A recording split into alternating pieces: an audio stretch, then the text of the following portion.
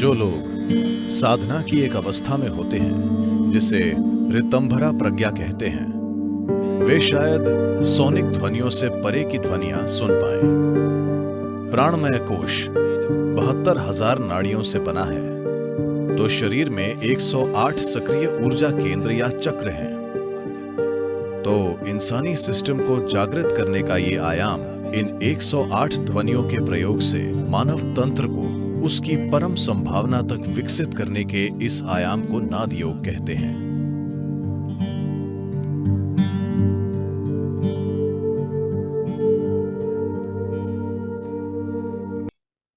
आज विज्ञान ये अच्छे से समझता है कि पूरा अस्तित्व ऊर्जा का स्पंदन है। दूसरे शब्दों में कहें तो पूरा अस्तित्व कभी एक स्पंदन बन जाता है तो कभी भौतिक रूप ले लेता है। तो संपूर्ण भौतिक अस्तित्व का स्रोत आज के आधुनिक विज्ञान के अनुसार एक गुंजन या स्पंदन है।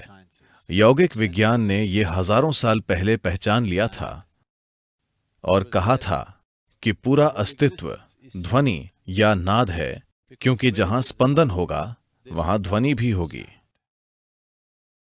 स्पंदन शब्द तो बस एक जानकारी है, पर इंसानी अनुभव में हर स्पंदन का अनुभव एक ध्वनि होती है। अस्तित्व में होने वाली सभी स्पंदन फिलहाल इंसान के कानों से सुने नहीं जा सकते। सृष्टि की गूंज की सभी ध्वनियां इंसानी कानों द्वारा सुनी नहीं जा सकती। फ्रीक्वेंसी का बस एक छोटा सा हिस्सा उपलब्ध है, उन्हें सोनिक ध्वनियां कहते हैं। उनसे ऊपर वाली ध्वनियों को अल्ट्रासोनिक कहते हैं, जो नीचे हैं उन्हें सबसोनिक। अल्ट्रासोनिक और सबसोनिक ध्वनियां इंसानी कानों से नहीं सुनी जा सकती जब तक कि इंसान प्रयास नहीं करता, फ्रीक्वेंसियों के छोटे हिस्से की सीमाओं से परे जाने के लिए जरूरी साधना नहीं करता। जो लोग साधना की एक अवस्था में होते हैं जिसे ऋतंभरा प्रज्ञा कहते हैं, वे शायद सोनिक ध्वनियों से परे की ध्वनियां सुन पाएं, पर ज्यादातर मनुष्य फ्रीक्वेंसियों के इस छोटे हिस्से तक ही सीमित हैं।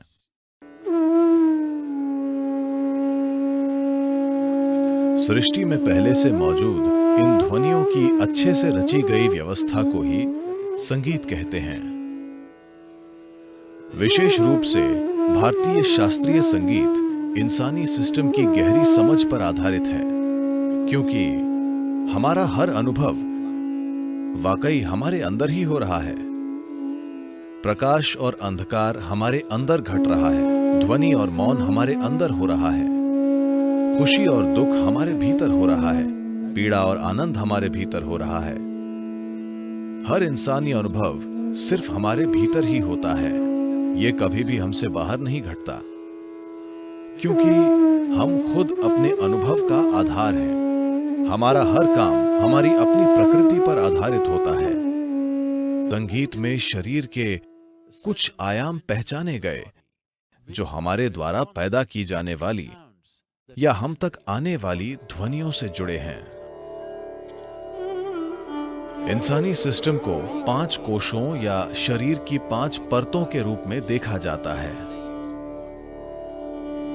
अन्नमय कोश, मनोमय कोश, प्राणमय कोश, विज्ञानमय कोश और आनंदमय कोश। इन 5 में प्राणमय कोश सबसे महत्वपूर्ण है। प्राणमय कोश 72,000 नाड़ियों से बना है, जो 114 तरीकों से मिलती हैं और फिर से विभाजित होती हैं। या कहें कि मानवीय प्रणाली में 114 मिलन बिंदु हैं। इनमें से 2 भौतिक प्रकृति से बाहर हैं और 112 अंदर हैं। इन 112 में से 4 काफी हद तक निष्क्रिय हैं। तो शरीर में 108 सक्रिय ऊर्जा केंद्र या चक्र हैं। इन 108 को इड़ा और पिंगला के रूप में दाएं और बाएं में बांटा गया है। दोनों ओर 54 बटे हुए हैं। इसी आधार पर हमने 54 ध्वनियों की संस्कृत वर्णमाला बनाई।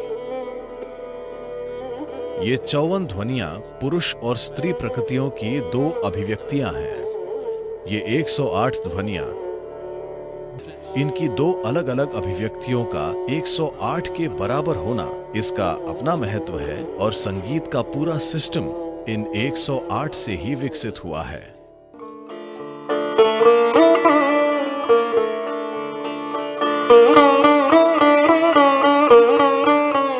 तो भारतीय शास्त्रीय संगीत का बुनियादी काम इन 108 को छूना या शरीर में इन 108 चक्रों या बिंदुओं को जागृत करना है, जिससे इंसानी चेतना विकसित होकर आसानी से अधिक ऊंचे स्तर पर पहुंचती है।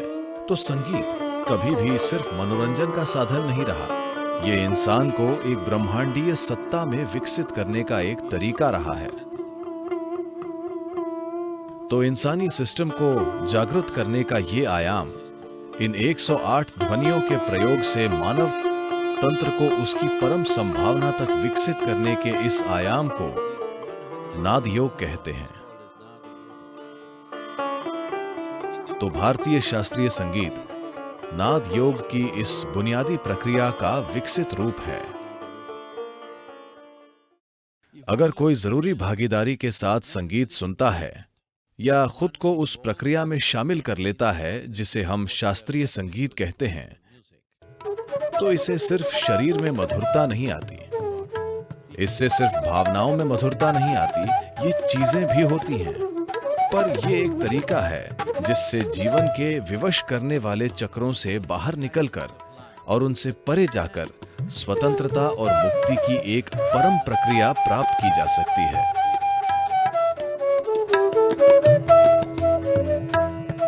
शास्त्रीय संगीत खुद में उतरने का एक बहुत ही परिष्कृत और अद्भुत तरीका है।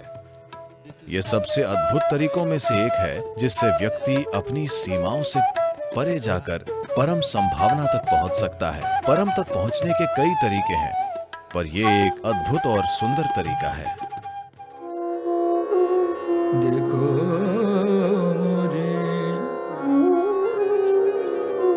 देखो मोरी, देखो मोरी रंग में भिगोए डारी, देखो मोरी रंग में भिगोए डारी, भिगोए डारी, देखो मोरी रंग में भिगोए डारी, देखो मोरी रंग में भिगोए डारी, देखो मोरी रंग में, देखो मोरी रंग में भिगोए डारी, देखो मोरी रंग में भिगोए डारी,